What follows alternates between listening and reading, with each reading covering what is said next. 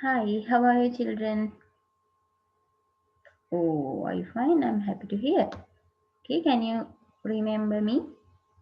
Yes, I'm Mrs. Anradhika from Velhara Kanishta Vidyalaya.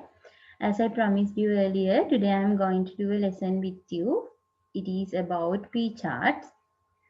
Yes, in our previous lesson, we discussed about bar graphs. In this lesson, we are going to discuss about P chart. We are going to discuss how to describe a P chart. Okay, children, see this presentation.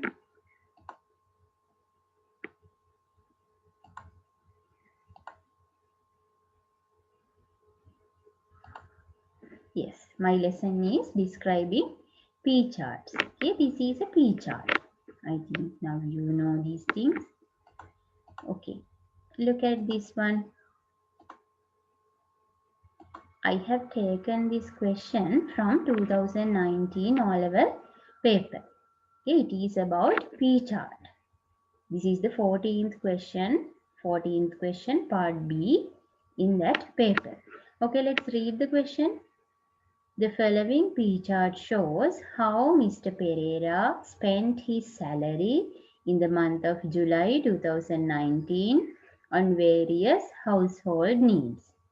Study it and write a description about it. Use about 100 words. Use the following words in your description. Okay, what are the words? Highest percentage. Yes, lowest percentage. More than, less than, and equal. Okay, can you remember our previous lesson? Yes, bar graph lesson.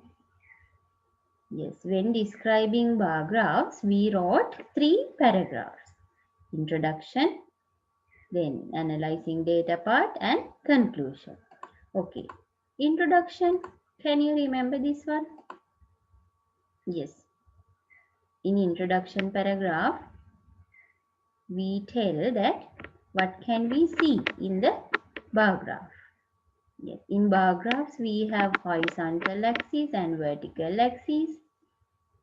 So let's read this one. This bar graph shows the results of a survey conducted among 100 grade 11 students in a school about the choice of the subjects for advanced level streams. The horizontal axis represents subjects. Second sentence. They are, it means the subjects are biology, maths, IT, art, accounting and music. Then vertical axis. Vertical axis represents the number of students. Yes, it represents the number of students. Look at this one. This is the P chart. Okay, we can write this line. Can you see this one? Yes, this bar graph shows line. We can change it as this P chart shows. Then the horizontal axis. Do we have horizontal axis or vertical axis in this P chart? No. So we are not going to write these two sentences. The horizontal axis one and vertical axis one in describing P charts. We are not going to include those two sentences. But we can include this one. They are, instead of they are, we can write, yes, Mr. Pereira spent his salary on food, education, clothes, savings, etc. Okay, let's see. Yes. Can you read this one? This P chart shows how Mr. Pereira spent his salary in the month of July 2019 on various household needs. He spent his salary for food, education, clothes, savings, transport, electricity and other needs. That's all. We don't have horizontal axis or vertical axis, so no need to write those things. Okay, this is the introduction for this P chart. Then can you remember what is the second paragraph? Yes, it is about analyzing data. Look at this one.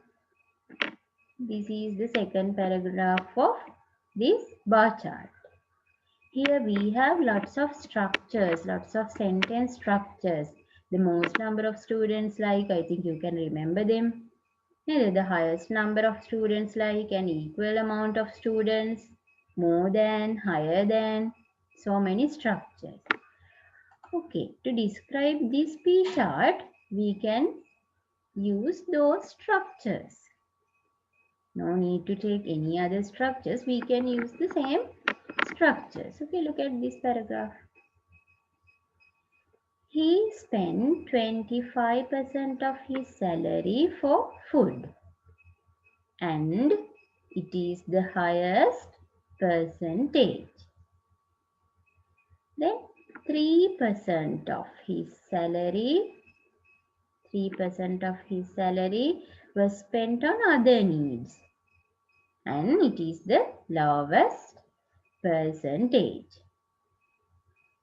Let's see what is an equal amount. Yes, savings 15%, clothes 15%.